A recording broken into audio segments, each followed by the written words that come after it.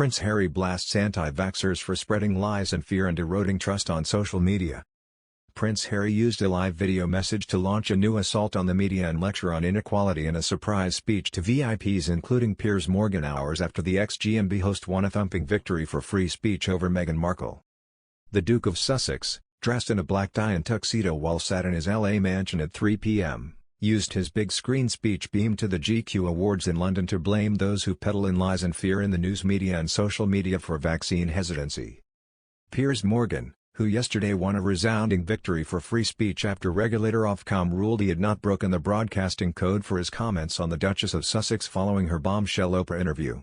This morning he tweeted an image of Harry live from California with the hashtag #Ox, a nod to his free speech win. Speaking from the US, Harry, who referred to Britain as our nation in his address, delivered a chiding speech urging governments to do more to vaccinate poorer countries, warning until every community can access the vaccine and until every community is connected to trustworthy information about the vaccine, then we are all at risk.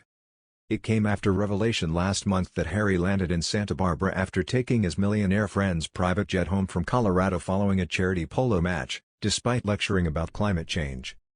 Speaking from his Montecito mansion more than 5,000 miles away from London last night, the beleaguered prince lectured his star-studded London audience on media misinformation and the importance of sharing vaccines. Harry later presented the Heroes of the Year award to Professor Dame Sarah Gilbert, Professor Catherine Green and the team behind the Oxford/AstraZeneca vaccine.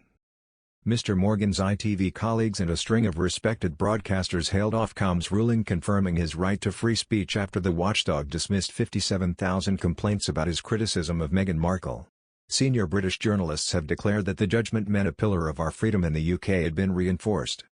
Piers, who was at the GQ event with his wife, author Celia Walton, was sensationally cleared by Britain's broadcast watchdog who backed his right to free speech after he said that he didn't believe a word of what Meghan Markle told Oprah and challenged her claims of royal racism and suicidal thoughts.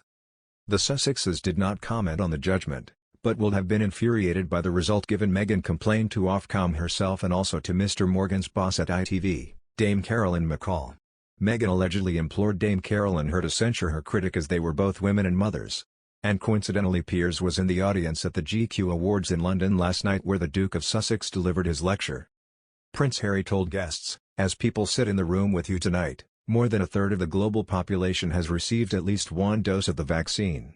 That's more than 5 billion shots given around the world so far. It sounds like a major accomplishment and in many ways it is, but there is a huge disparity between who can and cannot access the vaccine. Less than 2% of people in the developing world have received a single dose at this point. And many of the healthcare workers are still not vaccinated. We cannot move forward together unless we address this imbalance as one. At the same time, families around the world are being overwhelmed by masses of misinformation across news media and social media, where those who peddle in lies and fear are creating vaccine hesitancy, which in turn leads to divided communities and eroding trust, in turn leads to